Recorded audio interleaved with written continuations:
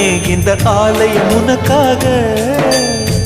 வானில் ஒரு புயல் மழை வந்தால் அழகே என்னை எங்கனம் காப்பாய். கண்ணே உன்னை என் கண்ணில் வைத்து இமைகள் எனும் கதவுகள் அடைப்பேன். சத்தியமாகுமா?